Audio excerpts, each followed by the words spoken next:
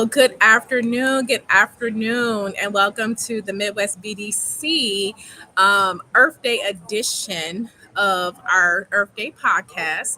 And today we are going to be focusing on a topic that is near and dear to my heart because I got this started when I got in this movement. I tell people that this has been a passion, a profession, and it's a personal reason why I have landed in the movement of building decarbonization.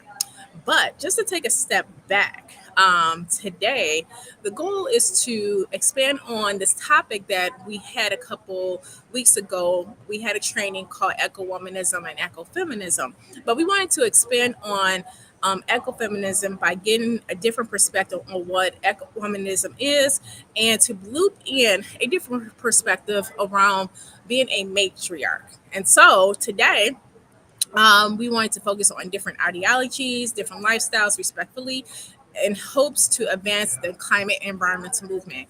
Because, as we all know, we're here on Mother Earth, and yesterday was Earth Day, but Earth Day is every day, and we must pay homage every day to the planet that we are on and living on. And so, I am Marnice Jackson. As a reminder, we keep doing these podcasts because I love podcasting. And I'm the executive director here at Midwest Building Decarbonization Coalition. And our mission is to decarbonize the Midwestern building sector by 2050. Our focus states are Indiana, Iowa, Illinois, Missouri, Wisconsin, Minnesota, Michigan, and Ohio. And so Midwest BDC was founded because there were no organizations focusing on indoor air quality at a regional level. And the Midwest is the region where climate change is plagued the most because we're indoors mostly, and indoor air quality impacts us all because we are built on a gas infrastructure. So with our organization, we emphasize the HEMES principles for democratic organizing and the climate justice principles centering our work to lift up what energy burden is and what environmental racism is. And so women, since we're going to be talking about eco-womanism and what a matriarchist is in an eco context, women play a crucial role and is often overlooked in the environmental and climate movement, right? And so that is really changing. And so we have influence, including in activism, advocacy. Our knowledge and experience is very vital to this because as Kimberly Crenshaw says, we do not live one issue lives. Archie Lord said that, but Kimberly Crenshaw created intersectionality, which means that we are have so many different oppressions that have plagued us as women, especially living in the environmental movement. So Sequoia, I know she's going to definitely make me get her name right today, is um, from Canada and grew up in Winnipeg, uh, Canada. And at 19, she began her life's work of uplifting Indigenous rights and voices when she got her first job at the New Brunswick Aboriginal People's Council in Canada during the Burnt Church Rebellion. So between 2010 and 2015, Sequoia attempted to work with various Indigenous folks in Iowa to build a climate and environmental organization, but was unsuccessful. However, her goal to found an organization became a reality in 2016 when she joined the fight against the Dakota Access Pipeline. This led her to co-found the Little Creek Camp in February 2017, which transformed her into Indigenous Iowa, later named Great Plains Action Society. So from August 2017 to September 2020, she helped found the National Influencer Organization Seeding from the Ground Up. So Sequoia's, she believes that environmental and social justice work are linked, and change with only happens when we dismantle corrupt colonial capitalist systems and rebuild them with a decolonized worldview. She fights for a better future for her two young children. So thank you so much for being here. And so would you like to add anything to what I just said? Um, yeah, I'm Plains Cree Saulteaux, a citizen of the George Gordon First Nation, and I'm the founder and executive director of Great Plains Action Society. And I guess I need to update my bio because my kids aren't so young anymore. They're 10 and 15 now. So I totally understand. Like, I feel like I need to update my bio too because I keep calling my kids and they're teenagers now. So it's like, so cool. It's like, thanks so much for being here. So, um, just for context, for those who don't know what an eco-womanist is, because this is how we started this conversation, she attended one of our trainings. It's a theoretical framework where environmental justice centers the perspectives of women of African descent and reflects upon these women's activist methods, religious practices, and theories on how to engage earth justice. And so, as a part of the womanist tradition, eco-womanism features race, class, gender to examine environmental injustice around the planet. So, could you explain what a matriarchist is? Because you brought it up when I asked, like, what do you identify as, a womanist or a feminist? So, can you explain what that is and what does an eco matriarchist would look like to you? excuse me. Of course, I've got allergies, so give me a second. No worries, no worries. Take care of yourself. Of course, that had to happen the second I started talking. Um, it's funny because it, I've thought this in my head for a long time. That I feel like I'm more of a matriarchist, but it's not something I've ever actually said out loud until I was speaking with you at this this webinar, because you asked the question specifically. Are you a feminist or a womanist? And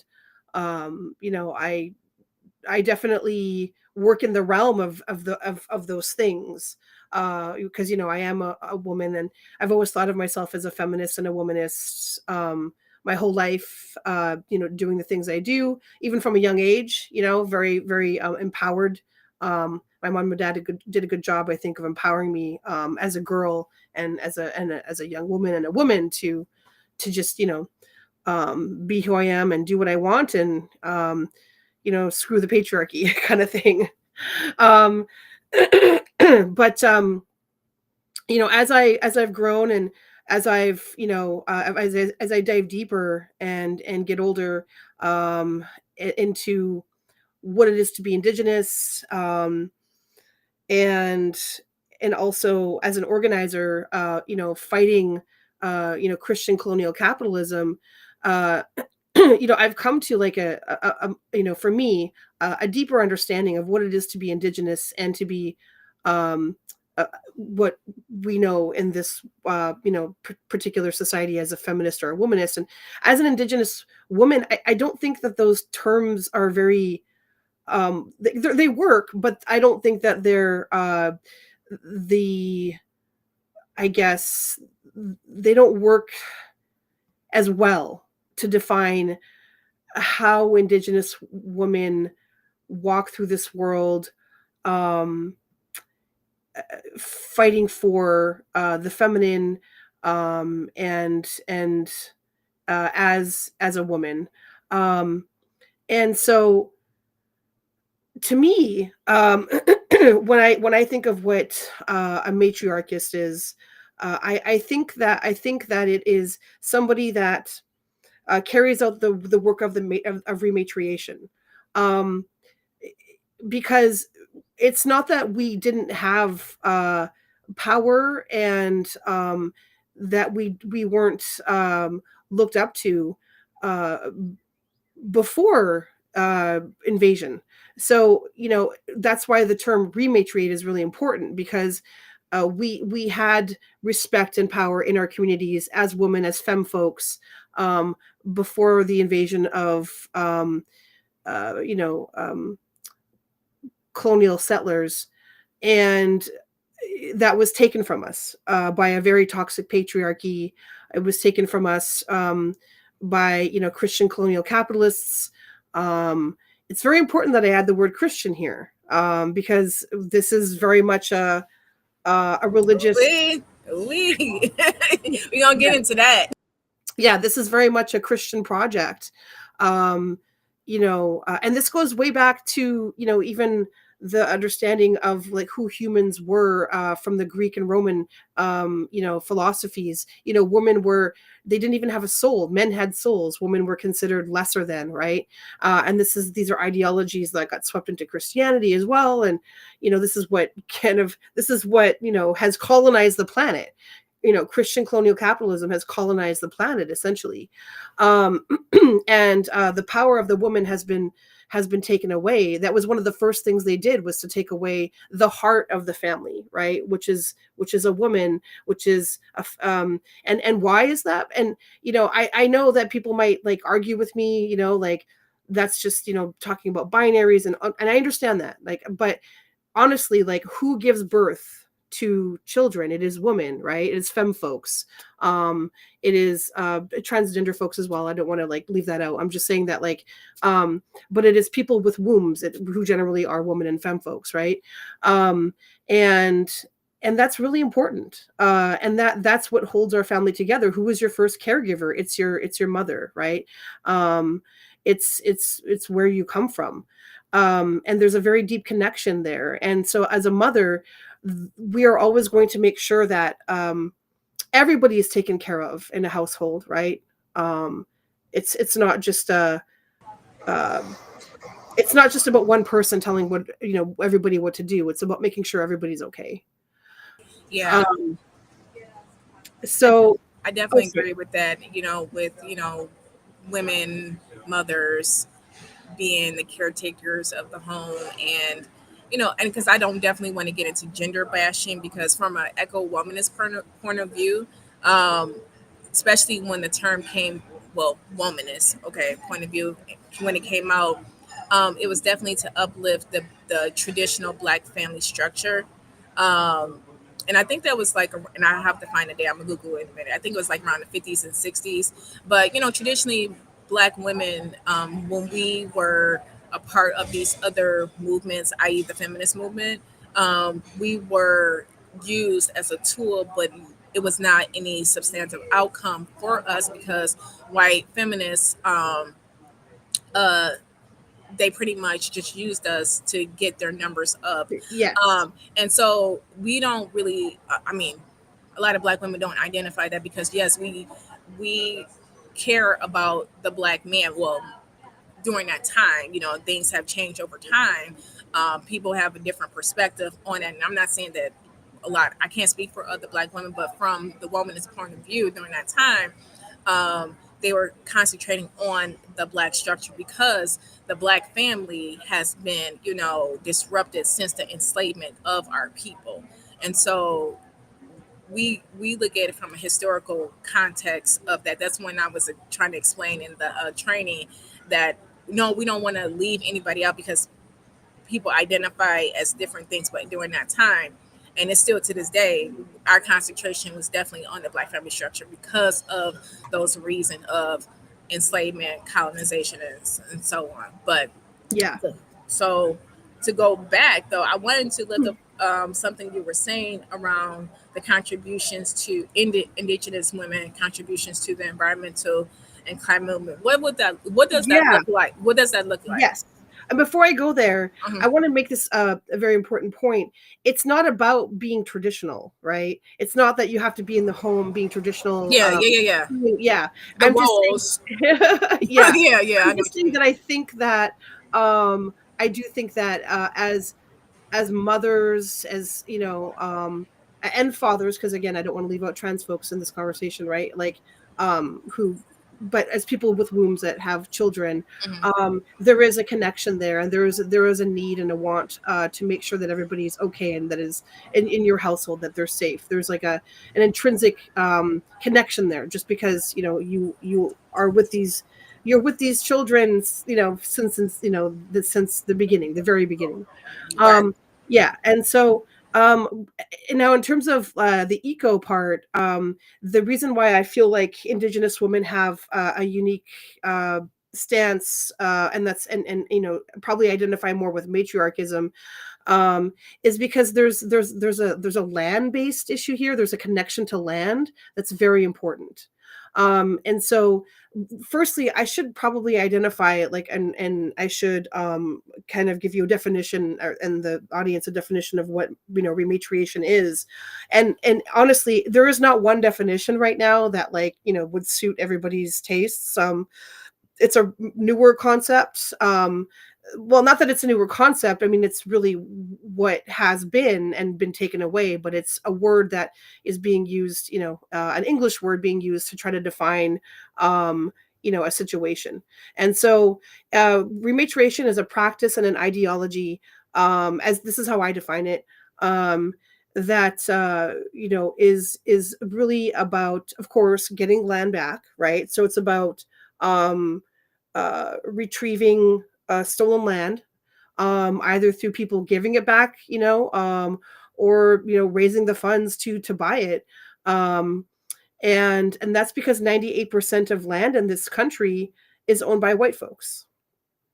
Um, and I'm talking about agricultural rural land. But still, like, I think 96% of real estate is owned by white folks. So that's really important. Yes, we do have our reservations. People will argue about that, but why do we have to stay on reservations?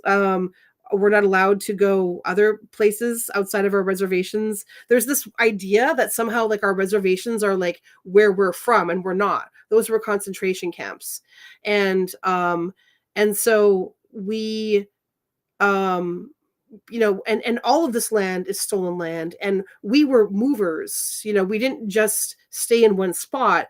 There was, like, I like to think of, when you think of indigenous people, especially of the plains, right, I like to think of like a weather map of the radar, and these movements of these clouds, turning and circling, and clouds are breaking off and moving. That's how we were. We changed all the time. We were in different places, because of the different seasons, and what was, and even folks that were more stationary, on the west and east coasts, even, they moved with the seasons as well. They had summer camps and they had winter camps, um and so, um so land back, right? That's one part of rematriation. It's also about, regenerating, bringing back, reestablishing, landscapes. Um, we all know we're facing dire, climate and environmental, catastrophes moving forward, and reestablishing, for instance, here in Iowa, the prairie system, which can harness a lot of carbon, because the roots go, up to 30 feet deep. Reestablishing the prairie so that we can stop the, huge, loss of soil, that's getting into the Missouri and Mississippi rivers and going down south and causing a huge silt buildup, is really important, right? So reestablishing, um, you know, uh, what's been taken and what's been lost through, colonial capitalist, practices. And then also, very importantly, bringing back the matriarchy. So rematriation, right? Bringing back, the power of the feminine, um, uh, reestablishing, equity. And honestly, in my opinion, the matriarchy needs to be how we view and think about the world, right? Because the patriarchy is more single-minded, whereas we already established just now, the matriarchy thinks about everybody, right? So it's not like the matriarchy is gonna, because I've had this argument like, well, why would you want to just put women in charge when, it's not about putting women in charge or men in charge with a matriarchy. It's about equity. It's about, a matriarchy cares for everybody.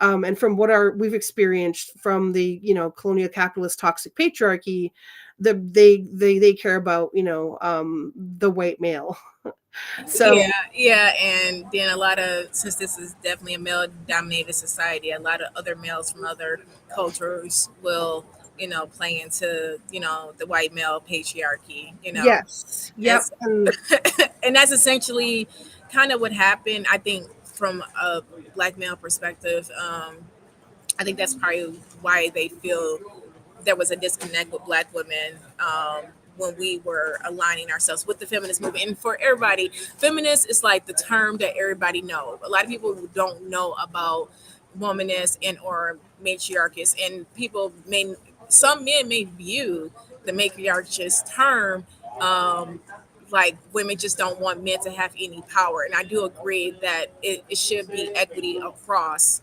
Um, and just honestly a level of respect for each other's gender. But I don't think I guess I was told that men are here to conquer, and I was like, it's clearly the reason why the world's effed up right now.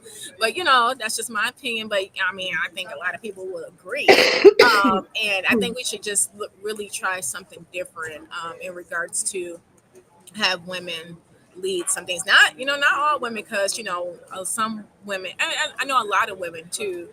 May have internalized misogynistic and sexist. Oh yeah, yeah. We I live. think I think all of us have at Yeah, this point. yeah. Like this is a traditional society, and I grew up with baby boomer parents, so I understand traditional, and some things I do agree with, and some things I'm like, no, mom and dad, that's not it. But I think when it's oppressing people and the intentions behind what you're doing, that's where it's going to cause the most harm. But I wanted to actually going back to the womanist and matriarchist context, and the environment, like you are working towards getting land back, and of course start we would love to get some type of reparations for the enslavement of black people. Like, Yeah, so it's like, how does these two movements relate? And I know the Midwest Building Get yeah. Better, No, I'd love we to talk about that. we Yeah, we had a webinar, well, at our equity summit we had a session on this topic, because after a while we play oppression Olympics, and it's very kind of productive. Like, I I am Black Indigenous as well, but of course, I'm Black presenting, and so I just wanted to get your perspective on that. And I'm gonna go on mute again because they're starting to fix lunch. I'm at a conference, so no, no, no worries, no worries. It's still easy to hear you. Yeah. No, I think those are all great points that you're making. Oh my gosh. Firstly, I just want to go back to this. So I explained what the matriarchy for me, what rematriation is, right? So it's land back, it's reestablishing landscapes, and then it's about empowering or bringing back the matriarchy. Um, and you can actually read more about that if you type in reckon.news and then Sakawis, my name, and rematriation. There's an article I wrote on that in there. Um, but I really want to make it very clear, like the reason I feel that that the reason I use the word matriarchy or matriarchist, as opposed to like using the word feminist or womanist, is because it's very place based as well. It's very much about connection to the land. um Indigenous peoples have been like are the what Indigenous peoples have faced in terms of colonization and genocide is very much linked to theft of resources, stolen land, and being forced off, away, being forced off of sacred spaces and uh, traditional territories. Um, the whole point of the of colonization is to get land and resources. Let's just be honest. The Christian doctrine of discovery and manifest destiny ideologies like to tell us that it's to convert people, to God. That's why they're doing what they're doing. But if they were doing that, then they wouldn't genocide people, right? They would want to convert people rather than kill them. So this shows us that really this is greed. It's about theft of resources and land, and in the process you have to mitigate the local population, right? So either that's through assimilation or genocide, or enslavement. So the Black experience is very much tied into what Indigenous peoples have faced. The difference is um, the the colonial invaders um, saw Indigenous peoples as something to get rid of. So we face high rates of erasure. and we faced a genocide. Whereas, and then with the black experiences, the colonial invaders saw um, black folks as something to use to their, to their whatever ends they had, right, for labor, for enslavement, and so Well, I will have to jump in there and say that it will be a both and, because through the transatlantic slave trade, there were um, the elimination of black people across yes, the Atlantic. Okay, and yes, then yeah, also here, still here in America, we still experience a high rate of elimination of our people by way of police brutality. Um, so, yeah. I'm just saying so how the colonizers viewed us initially, though, right? okay, viewed They us, had but I different just they had different uses, versus okay. yeah, for how they treated us initially. But yeah, I um just so I was just wanting to say that it is, yes, that is correct, but it is also, yes, genocide of our people as well, um, along the transatlantic slave trade. But then also, um, I just feel like that's where the oppression Olympics go, because we all experience the same thing. Um, However, Black Americans have never received reparations for anything. We never, and we're still experiencing these atrocities today. Not to say that indigenous people aren't. I'm not saying that. yeah, no, I don't think this is anything about who Yeah, did what. yeah. I'm just telling a story about what, like, these colonizers were doing at the time, right? And it was about stealing land, and about, enslavement, and so that's what people were facing. And so through that, yes, of course, there was also a genocide of black folks too, coming across the water, in Africa itself too, huge genocide there. Um, and then over here, the whole idea was about getting indigenous people off the land, making us not exist, period, Yeah. right?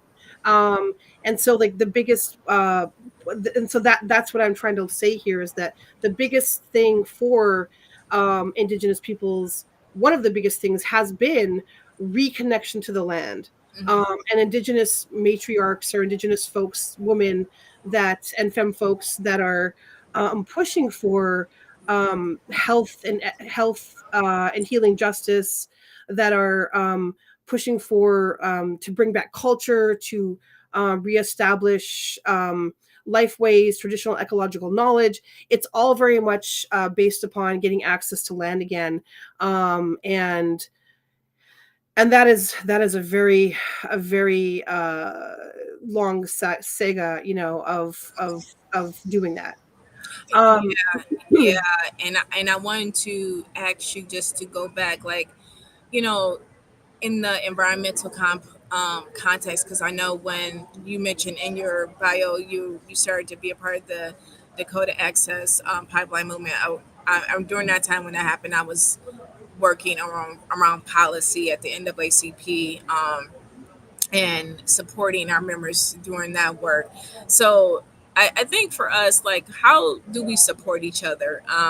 And where would, white feminists come into this? Because I know a lot of them just on the training, they want to atone for, white fragility, um, the white savior complex. And I know I tell them they have to do their own work, because black women, we have supported, we have lifted up, and I know indigenous women as well, we, have done the same thing.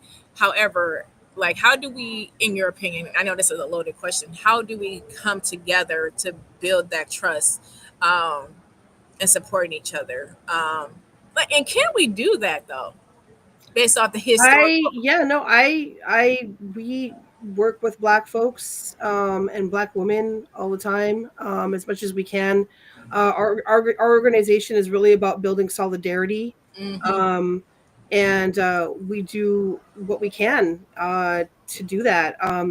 We've had a great relationship with one organization in Iowa City in particular, Right House of Fashion, or Right House, working with a wonderful uh, group of Black folks, building solidarity there. And we just, I don't know, I do whatever I can to bridge the gap. um we try to also uplift the issues that Afro-Indigenous folks face, which is, also a lot of erasure, a lot of racism, a lot of anti-Blackness in Indigenous communities. I also try to uplift the fact that there's a lot of anti-Indigenousness in Black communities. Trying to have those hard That conversations. sounds like another topic. Yeah, I, I there's. I haven't heard of that one before, but Oh that my gosh, really? You haven't heard of I the Moorish movement, the Moorish movement? okay. Well, Oh my I've gosh. heard of it, but I will have to dig deeper. So I Yeah, will no, just say there's I have to say and that. there's yeah, and then of course because the education system is so based on white supremacy and whitewashing.